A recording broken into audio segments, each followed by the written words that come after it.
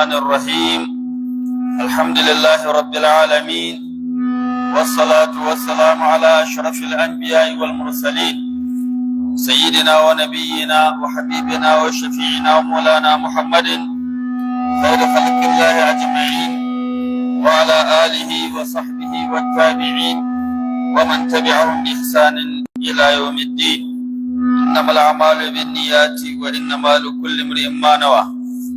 جماعة مسلمي السلام عليكم ورحمة الله تعالى وبركاته.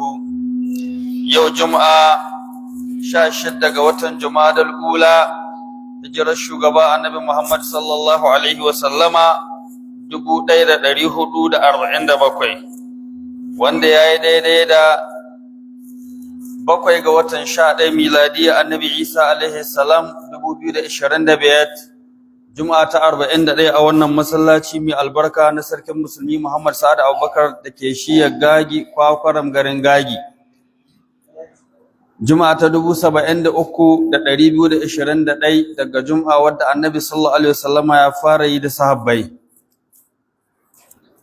Wannan huɗuba tamu za ta yi magana akan hankuri da kuma dogara ga Allah da komawa gare shi duk lokacin da wata musiba ta samu ga mumini.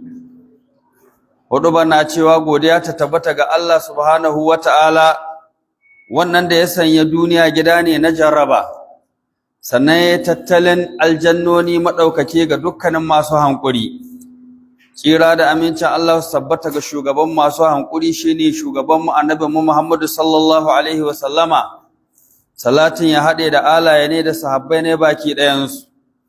Bayan haka ya ku bayan Allah ku ji tsoron Allah haƙiƙanin tsoro ne. Ku san cewa Allah na ganin ku cikin halin ku na ɓoye da abin da kuke ganawa da shi tsakaninku. Allah subhanahu wata'ala yana cewa ya ku mu'minai ku ji tsoron Allah haƙiƙanin tsoro ne. Sannan kada ku mutu face kuna musulmi. Ya ku ƴan uwa musulmi masu girma, haƙiƙa Allah subhanahu wata'ala ya halicci wannan duniya tamu domin jarraba. Sannan ya sanya musibbu da abubuwa na tsanance waɗanda su ne hanyoyi waɗanda Allah ke tabbatar da wannan hikima ta jarraba cikin duniya. Allah ya sako musiba ko wani tsanani ko wata wahala ta samu musulmi domin jarraban nan ta tabbata wadda Allah subhanahu wataala ya alƙawli sai ya jarrabe mu. Annabi sallallahu subhanahu wataala ya labarta mana cewa haƙiƙa zai jarrabe mu da musibbu da bakan ciki domin ya jarrabe imanin mu, ya jarrabe hankurin mu. Allah subhanahu wataala na cewa haƙiƙa lalle wallahi za mu jarrabe ku har sai mun gano su wane ne an masu hankuri masu jihadi daga cikinku, sannan mu gano su wane ne masu hankuri, sannan mu jarrabe laburranku abubuwan da ke gudana tsakaninku a gano wane ne daidai wane ne wanda abba daidai ba ga hili mutane su gane. Allah subhanahu wata'ala shi ga zati ne baya da buƙatar ya san wannan wane ne, babu abin da ɓoye ga Allah. Amma dai bayi abu ya bayyana gare su wani kaza ne wani kaza ne. To wannan jarraba ta game kowa da kowa ga talikai, ba a keɓe kowa ba, hatta annabawa Allah subhanahu wataala Allah ya jarrabe su tare da su ne mutane masu girma masu daraja bisa ga kowa, amma Allah subhanahu wataala ya jarrabe su daidai girman darajar sauran Allah, sannan suka yi hankuri mai kyawu, sannan suka yadda da Allah subhanahu wata'ala akan wannan jarraba da ya musu. Annabi Isma'ilu Allah subhanahu wata'ala yana cewa Annabi Isma'ilu da Annabi Idrisu da Zulkifli dukkanin sun kasance masu hankuri. Sannan Allah subhanahu wata'ala yana cewa Annabi Isma'ilu ya ce ya kai baba ka aikata abin nan da aka umurce ka aikata gare ni. Lokacin da Annabi Ibrahim ya mafarkin yana yanka ɗani Annabi Isma'ilu ya taho ya faɗa mai yace baba ka bi umarnin da Allah subhanahu wataala baka na ka yanke. Hakika zaka same ni in Allah ya yarda cikin masu hankuri. Annabi Yaqub lokacin da aka jarabe shi musibar bacewar ɗani Annabi Yusuf alaihi salam yace fa sabrun jamilun, hakika za mu yi hankuri mai kyau. Annabi Allah subhanahu wataala yana ba mu labarin Annabi Ayyuba da Allah ya jarabe shi da rashin lahiyoyi masu tsanani. Allah ya faɗa mana haƙiƙa mun samu Annabi Ayyuba alaihi salam, mun same shi mutum mai hankuri, ma dalla da bawa shine Annabi Ayyuba. haƙiƙa shi mai yawan komawa na zuwa ga Allah. To ashe tunda Allah na jarraba annabawa da musibbu kuma su yi hankuri, to mu ko lalle wajibi na gare mu mu yi koyi da waɗannan annabawan, mu yi hankuri da duk wata musiba wadda Allah subhanahu wata'ala ya sabkan muna, sannan mu yadda da kaddara Allah nan da Allah aiko muna ta musiban nan domin mu samu ladan nan ta Allah, mu samu ladan nan ta musiba wurin Allah, sannan mu nemi wannan ladan wurin Allah, mu yi don neman yarda Allah, don neman sakamakon Allah duk lokacin da wata musiba ta sabko maka. Ya ku ƴan uwa musulmi, ku san haƙiƙa hankuri bisa ga haƙiƙani ne lokacin da wata musiba ta sabko. To hankurin da za ka yi shine kyakkyawan ladabi ga Allah subhanahu wata'ala. Allah ya jarrabe ka kuma kayi hankuri, to kayi ladabi wurin Allah. Allah subhanahu wata'ala shine gwani mai hikima ga aiki ne. Baka san hikimar da Allah ya sa cikin wannan jarrabar da ya maka ta wannan musibar da za ta hor maka ba, ko kuwa da ta hor maka. Sannan shine mahi sani ga bayi ne. Ya san da kai, ya san ko wane ne kai, ya san matsayinka, ya san abin da tsakaninka da shi. Don haka kakka ga jarraba ta taho ta shahi wani bawan Allah wanda ake gani bawan Allah ne salihi, ta shahe shi, ka ce a haddasa wani, Allah ya hi ka sanin ko wane ne wannan wani. Ba Allah za ka faɗa ma wannan shi ne wane ba, Allah shi ya san kowa, Allah sai ya tashe shi bisa ga niyya ta bisa ga aiki ne. Don haka abinda waton ana son ya zan abinda zai zaburar shemu akan hankurin nan na musiba lokacin da Allah subhanahu wata'ala aiko muna da ita, shine son Allah. Ya zama muna son Allah, sannan muna nuhin yarda Allah da neman kusanta zuwa ga Allah ta hanyar hankuri da wannan musiba, ba wai don mu bayyanar da zarumci ba. Ai wallahi ba mu tsoron kowa, bai mun dama mun saba da wahala. Kamar zu propaganda da America ke yi na cewa sai an kawo ma Najeriya hari ko kasashen musulmi na Najeriya hari, sai mu taho muna kuri muna hada wace irin musiba dan Najeriya abba ya saba da ita ba, wanda tashin hankali abba ya gani ba, menene da sauransu. To ba a son haka nan, Allah bai son haka nan.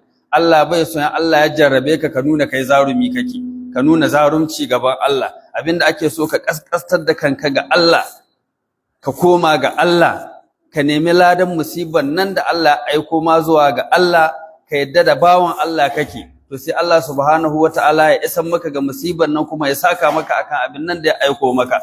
Amma gaban kahiri ka nuna kai zarumi kake, amma shi Allah ka nuna mishi zarumci.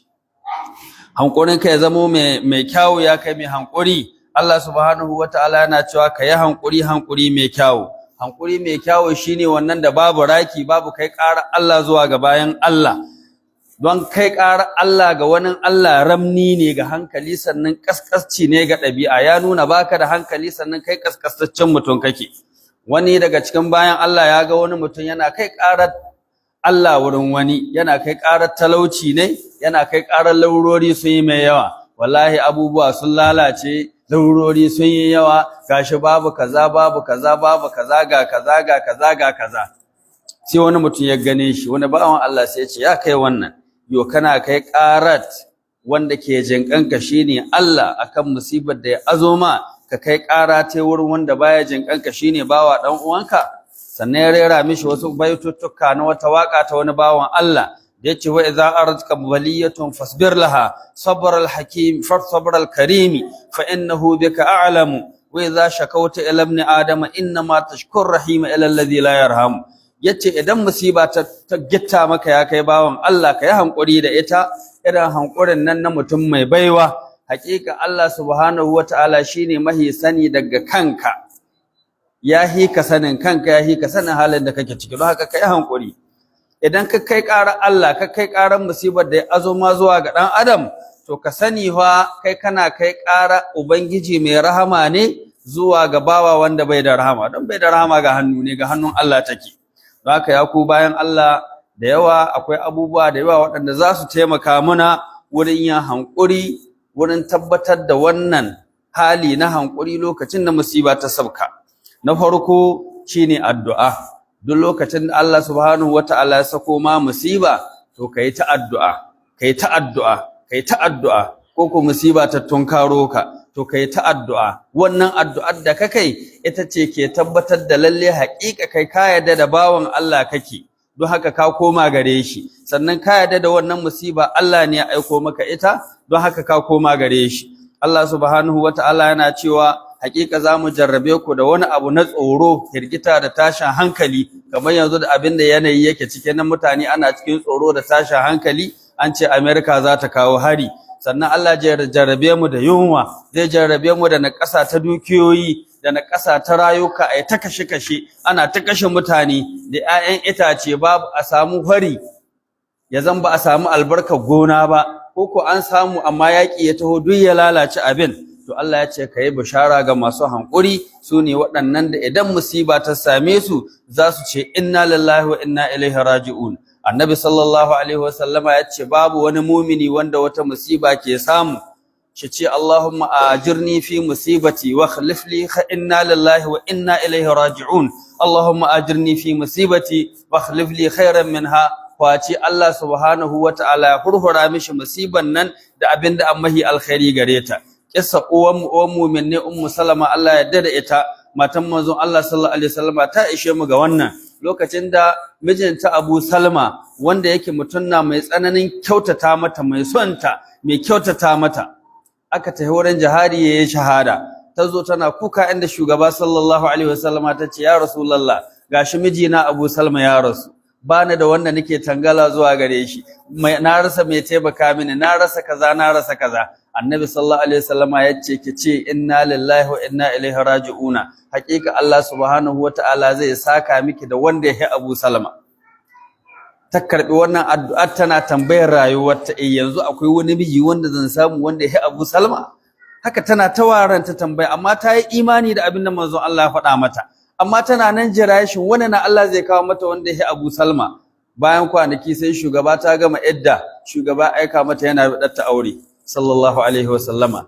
To kaga tayi abinda Allah ya umurce ta da istirja'i, tayi abinda manzon Allah ya umurce ta, ta gwama da addu'a. Allah subhanahu wataala ya saka mata da hayayyen halitta Allah baki dai, ba Abu Salma ba, yahi kowa sallallahu alaihi wasallama. Allah ya saka mata saboda saboda huskantar wannan musiba da ta yi da addu'a. Don haka ƴan uwa mu dage da addu'a, duk abinda muka samu kanmu ciki, ko abinda muke zaton za mu samu kanmu ciki, to mu dage da addu'a, mu koma ga Allah. Insha Allah za ka ga haƙiƙa Allah ya hurhura mana da mahi alheri, ko Allah ya mana maganin wannan abu, ya tunkuɗe muna, ko Allah ya sabko, Allah ya sauƙaƙa mana, ko ya saka mana da mafi alkhairi daga abin nan. Sannan abu na biyu shine ka tuna lada da sakamakon Allah wanda yayi alƙawari ga masu hankuri. Duk lokacin da musiba ta sabka, mutum yayi hankuri, ya dage yayi hankuri, Allah subhanahu wata'ala ya tattalin lada mai girma ga waɗanda sun kai hankuri. Na farko wato shikenan, na farko, don haka ta hanyar hankurin da kai ya kai mai hankuri zaka samu son Allah. Allah subhanahu wata'ala ya ce haƙiƙa Allah yana son masu hankuri. Sannan zaka samu zamuwa tare da Allah, yanzan Allah yana tare da kai da taimako ne cikin kowane lokaci. Allah subhanahu wataala yana cewa haƙiƙa Allah yana tare da masu hankuri, sannan Allah zai cika maka ladarka. Allah subhanahu wataala yana cewa haƙiƙa ana cika ma masu hankuri ladar su ba tare da lisahi ba. Dukkanin ayyuka na ibada in kai yi su, za a ce idan kai kaza zaka samu lada kaza, idan kai kaza Allah zai baka kaza, idan kai kaza zaka samu ɗaukakar daraja kaza, in kai kaza za a shahe ma zunubi kaza, da dai sauran abubuwa na ladaddaki waɗanda aka yi tanadi ga ayyuka na Allah. Amma banda hankuri, shi hankuri abinda Allah ya ce inna ma yuwaffas sabiruna ajrahum bighairi hisabin. Su masu hankuri hakika Allah yana cika musu ma'aunin su na lada babu lisahi. Gurgudun ƙarfin hankurinka da dogararka ga Allah da komawa ka gare shi, gurgudun abinda Allah subhanahu wataala ya maka tanadi wanda bai faɗa ma kowa ba, kuma Annabi sallallahu alaihi wasallama bai yi bayani ba sallallahu alaihi wasallama. Na'am. Sannan ka zamo cikin masu kyautatawa ga aiki. Allah subhanahu wataala na cewa ka yi hankuri, haƙiƙa Allah subhanahu wataala bai tozalta ladan masu kyautata aiki. Sannan a karkare maka zunubanka. Manzon Allah sallallahu alaihi wasallam ya ce babu abin da ke samun musulmi na wata wahala ko wani rashin lahiya ko damuwa ko bakin ciki ko sunu ko wata cuta, yace hatta kaya wadda za ta suka ka kana tahiya, kaya ta soke ka ko wani kyame ko wani icce, ko ka kabre wani abu wanda dai baka ji daɗi ga rayuwarka ba, to haƙiƙa annabi sallallahu alaihi wasallam ya ce face Allah subhanahu wata'ala ya karkare maka wasu laihohokan ka zunubanka akan wannan abu wanda ya same ka. Don haka kai musulmi koyo shi, kai mumini koyo shi dan gata kake. In farin ciki ya same ka gode ma Allah, ka yi mi ka samu lada. Idan wani abin damuwa ya same ka yi hankuri kuma ka samu lada. Na uku, abin da zai taimake ka akan hankurin nan shine ka tuna zunubanka da sabon Allahnka. Duk lokacin da kaga Allah ya aiko ma wata musiba kai musulmi, ka tuna cewa to fa kai fa mai sabo kake, sannan mai zunubai kake. Sakamakon sabon nan da zunuban nan da ba daidan nan da muka yi ba tsakaninmu da Ubangijinmu, Allah na iya jarraba mu. Don haka wannan jarraba da Allah ya kawo muna sakamakon wasu abubuwa waɗanda ba daidai ba waɗanda muke aikatawa, shi yasa Allah ya jarrabe mu. Wannan jarraba ce, ba wai sakamakon abin na Allah ya turo mana ba. Don Allah subhanahu wataala yana cewa da dai Allah na kama mutane don abin da suke aikatawa ban ƙasa, to ma taraka ala zahariha min dabata, Allah ya ce wallahi da ya kare kowa, babu kowa bisa ban duniya. Don haka duk wata musiba wadda kaga Allah ya aiko ma, to ka tuna zunubanka tsakaninka da ubangijinka, ka tuna kai mai laihi kake. Akwai laihohukan da muka wa Allah subhanahu wataala, muku Allah ya jarabe mu don mu gyara. Don haka ta wannan idan muka ɗauki wannan kaga sai mu gyara mu koma zuwa ga Allah. Na hudu shine kasancewa ni'imomin Allah da sun ka shuɗe gare ka masu yawa na. Ka daɗe cikin ni'imomi na Allah, ga sunan daban-daban. Allah yayi ma kaza, yayi ma kaza, yayi ma kaza, yayi ma kaza. Wa in ta'uddu ni'matallahi la tuhsuha. In kuna mun so mu kirge ni'imomin Allah ba mu iya lisahe su. To yanzu kuma Allah ya kawo jarraba. To ya zaka yi, sai ka ce baka hankuri? Lokacin da kake shan ni'imomin Allah ai kai muyi. To yanzu Allah ya aika jarraba, don haka lalle kai ko kai hankuri. Sadda ka dahe kana ta shan dadin ka waje bakinka. To yanzu Allah ya aika jarraba, don haka dole sai mu yi hankuri. Na'am. Na biyar shine kasancewa wato kowa bai iya kauce ma musiba ta Allah wadda ya aiko mishi. Baka da ƙarhi, baka da iko, baka wata dabara ta kauce ma duk wani abu wanda Allah subhanahu wataala ya aiko maka na musiba, babu wanda za ka yi. Duk abin da Allah ya kaddare ya same ka, Allah ya riga an rubuta shi. Tun radda an ka talice ka, an rubuta duk abin da zai samu ka duniya. Don haka babu wanda za ka yi ka kauce ma abin da Allah subhanahu wataala ya kaddaro maka. Don haka duk abin da ka gani ya faru gare ka, to abin tsare ne yake wurin Ubangiji. In ka ga bai zo ba lokacin zuwa ta ne bai yi ba, sadda ka ga ya zo sannan na Allah ya kaddar zuwa ne. Don haka da dai wasu mutane suna tsira daga wata musiba ta Allah wadda yake aikowa, ai da annabawa da manzanni waɗanda su ne mahi soyo bayan Allah wurin Allah, ai da sun tsira. Kana ganin irin yadda annabawa suke jarrabuwa, ake musibantar su, suke samun jarraba ga al'ummomin da an ka turo su inda suke. Hatta annabi sallallahu alaihi wasallama kana ganin irin yadda ya sha wahala da Qurayshawa mutanen Makka, da irin wahalar da ya sha Da'ifa da ya tahi don ya ji sanyi, da irin wahalar da aka sha Uhudu, da irin wahalar da aka sha wurin yaƙin Hunainu, da sauran abubuwa na cutarsa waɗanda annabi sallallahu alaihi wasallama ya hankurin su. Alhali shine mahi girman, mahi darajar bayan Allah wurin Allah, mahi soyuwar bayan Allah zuwa ga Allah, amma Allah subhanahu wataala ya jarrabe shi. Haka dukkanin annabawa daban-daban duk Allah subhanahu wataala ya jarrabe su. Allah na cewa hakika an ƙaryata manzanni zai yawa gabaninka ya Rasulullahi. Babu abin da cutarsa wadda ta kai manzon Allah ya miƙe tsaye shina da saƙon Allah ga al'ummar da Allah ya aike shi su ce ƙarya ya kai. Shi yasa Allah subhanahu wataala ko yake lallashin Annabi sallallahu alaihi wasallam, fa in kazzabu faqad kazzaba alladhina min qablihim, ko faqad kuzzaba rasulun min qablika. Allah ko yaushe yana faɗa ma Annabi an ƙaryata annaba da manzanni gabanin ka zai yawa, ba kai da an ka ƙaryata ba ya Rasulullah. Allah na cewa haƙiƙa mutanenka sun ƙaryata ka ya Rasulullah. Alhali ko abin nan da suka ƙaryata tabbatacce ne, gaskiya ne daga Allah. Sun sani. Na'am. Sai na bakwai kasancewa shi hankuri shine mabudi na samun nasara da budi wurin Allah. Duk lokacin da Allah subhanahu wataala ya jarabe ka da wata musiba, kai hankuri, to wannan hankurin Allah ya baka mabudi ne na kohon nasara. Don haka duk wata jarabawa da za ta zo mana, idan muka yi hankuri, to lalle hankurin nan namu shine mabudi wanda Allah ya bamu na samun nasarar wannan jarraba wanda Allah subhanahu wataala ya aiko mana. Daga cikin abubuwan da ke kore hankuri ya zamba mu yi hankuri ba idan muna yin su, wato yin hushi da hasala akan kaddara Allah. Ka hasala don Allah ya aiko ma wata jarraba ko wace iri ta, ka hasala ka kama hushi kana dumumuwan da basu kamata ba, ko kana aikata wasu ayyuka waɗanda basu kamata ba, kamar dai kana son ka ce ma Allah hala Allah ni dai ka gani ko ni dai ka kaza. To wannan yana kore hankuri. Sannan ba karamin abu bane, saboda kamar kana kalubalanta Allah ne akan abin da Allah ya dauko maka na jarraba, ya nuna kenan babu cika imani gare ka. Sannan waton da tashin hankali, tadda hankalinka ka gigice, ka rikice, kamance da cewa Allah na tare da kai, kuma shine yake sane da abin da zai faruwa gare ka, sannan shine mai yi maka magani. Sai ka tashi ka hirgice, ka gigice, kana ta dumumuwa, hawo suna marin huskoki, suna keta tawahin su, ana ihu, ana kuwa da dai sauran abin da ya kama da haka nan, kamar dai irin aiki na jahiliya. To wannan alama ce ta raki. Duk lokacin da Allah subhanahu wataala ya aiko ma musiba, ya nuna lalle kai baka da hankuri. Sannan daga cikin wato mahi girman hasara lokacin da Allah subhanahu wataala ya aiko musiba, wato mutun ya koma baya daga imani ne. Allah ya jarabe mutum kowace irin jaraba ce, in ta rashin lahiya, in ta rashin dukiya, in ta rashin yaya, kowace iri, ko kuma musiba ta yaki ko abin da ya kama da haka nan.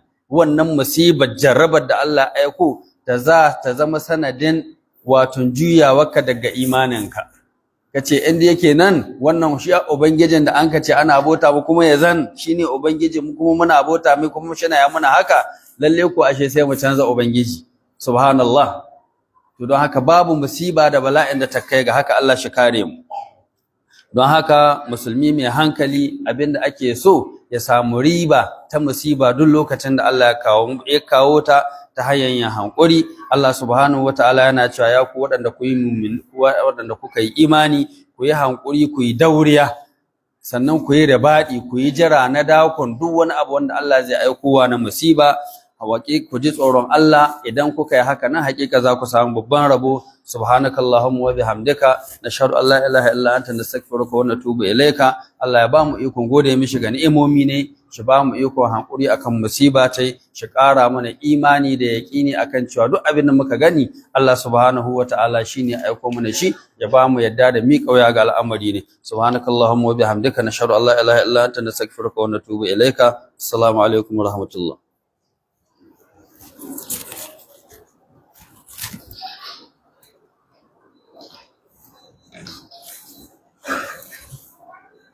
الله أكبر الله أكبر أشهد أن لا إله إلا الله أشهد أن لا إله إلا الله أشهد أن محمدا رسول الله أشهد أن محمدا رسول الله أشهد أن لا إله إلا الله أشهد أن لا إله إلا الله أشهد أن محمدا رسول الله أشهد أن محمدا رسول الله حي على الصلاة حي على الصلاة حي على الفلاح حي على الفلاح الله أكبر الله أكبر لا إله إلا الله.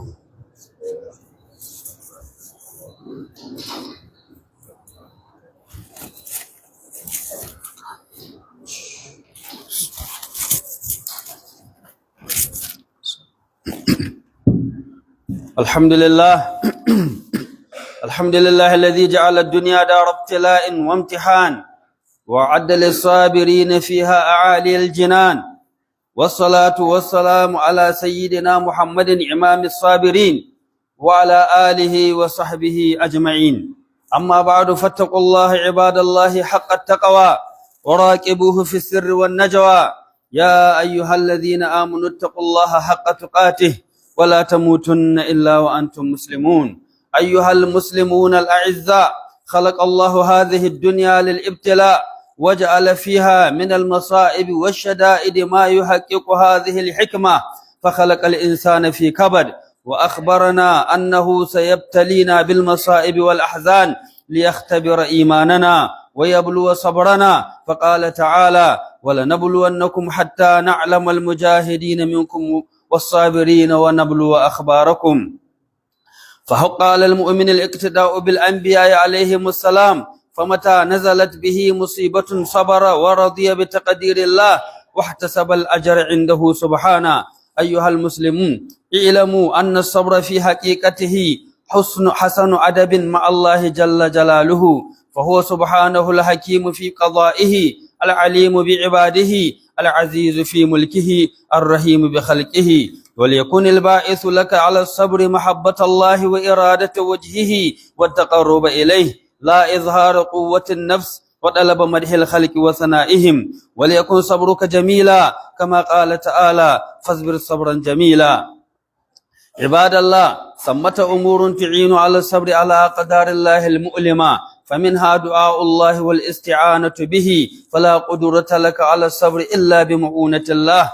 قال تعالى: واصبر وما صبرك إلا بالله، واسأل الله أن يعينك على الصبر. واعلم أن أعظم ما يقال في هذا الموطن: إنا لله وإنا إليه راجعون. اللهم آجرني في مصيبتي واخلف لي خيرا منها. قال تعالى: ولنبلونكم بشيء من الخوف والجوع ونقص من الأموال والأنفس والثمرات وبشر الصابرين الذين إذا أصابتهم مصيبة قالوا إنا لله وإنا إليه راجعون. أولئك عليهم صلوات من ربهم ورحمة وأولئك هم المهتدون. ثالثا، يعينك على الصبر أن تتذكر ثواب الله الذي أعده للصابرين، فأنت بصبرك تنال محبة الله تعالى، والله يحب الصابرين، وتفوز بمعية الله تعالى لك بنصره وتأييده. إن الله مع الصابرين، وتوفى أجرك بغير حساب، إنما يوفى الصابرون أجرهم بغير حساب،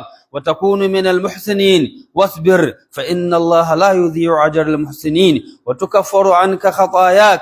قال النبي صلى الله عليه وسلم: ما يصيب المسلم من نصب ولا وصب ولا هم ولا حزن ولا أذى ولا غم حتى الشوكة يشاكها إلا كفر الله بها من خطاياه. أخرجه البخاري ومسلم. وفي الترمذي أنه صلى الله عليه وسلم قال: ما يزال البلاء بالمؤمن والمؤمنة في نفسه وولده وماله حتى يلقى الله وما عليه خطيئة. رابعا، يعينك على الصبر أن تتذكر نعم الله عليك الماضية والحاضرة، فتدرك أنها كثيرة لا تحصى، وأن البلاء الذي نزل بك مهما كان عظيما فإنه لا يقارب النعم التي تغمرك من الرحيم اللطيف سبحانه وتعالى. يقول تعالى: وإن تعدوا نعمة الله لا تحصوها. أخيرا، يعينك على الصبر أن تعلم أن الصبر مفتاح الفرج. قال تعالى: ولقد كذبت رسل من قبلك فصبروا على ما كذبوا وأوذوا حتى أتاهم نصرنا. وقال تعالى: وتمت كلمة ربك الحسنى على بني إسرائيل بما صبروا. وقال النبي صلى الله عليه وسلم: واعلم أن النصر مع الصبر. بارك الله لي ولكم في القرآن الكريم، ونفعنا بما فيه من الآيات والذكر الحكيم. أقول قولي هذا وأستغفر الله العظيم لي ولكم من كل ذنب فاستغفروه إنه هو الغفور الرحيم.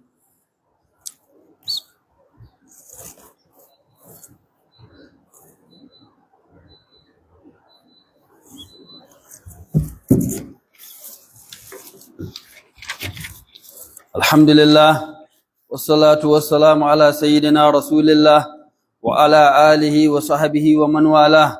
أما بعد، يا عباد الله، إن مما ينافي الصبر التسخط على أقدار الله والتضجر من البلاء ولطم الخدود وشق الجيوب والنياحة، وهذه كلها أفعال كان يفعلها أهل الجاهلية عند المصائب، فنهى النبي صلى الله عليه وسلم عنها. وإن من أكبر الخسارة وعظم الغبن أن يكون البلاء سببا لانتكاسة الإنسان عن إيمانه وسوء ظنه بربه فيخسر دينه كما خسر دنياه. والمسلم العاقل يستثمر المصيبة بالصبر فينتفع بها في تكفير سيئاته ورفعة درجاته. يقول ربنا سبحانه وتعالى: يا أيها الذين آمنوا اصبروا وصابروا ورابطوا واتقوا الله لعلكم تفلحون. اللهم ارزقنا الشكر عند النعمة والصبر عند المصيبة وزدنا إيمانا ويقينا ورضا وتسليما. اللهم إنا نسألك من الخير كله عاجله وآجله ما علمنا منه ما لم نعلم،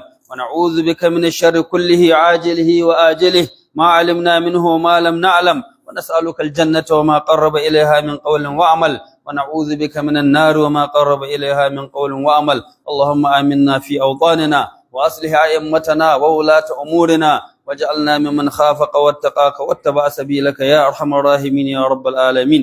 ربنا آتنا في الدنيا حسنة وفي الآخرة حسنة وقنا عذاب النار. عباد الله، إن الله يأمر بالعدل والإحسان وإيتاء ذي القربى وينهى عن الفحشاء والمنكر والبغي يعظكم لعلكم تذكرون. فاذكروا الله العظيم يذكركم واشكروه على نعمه يزدكم ولذكر الله أكبر والله يعلم ما تصنعون.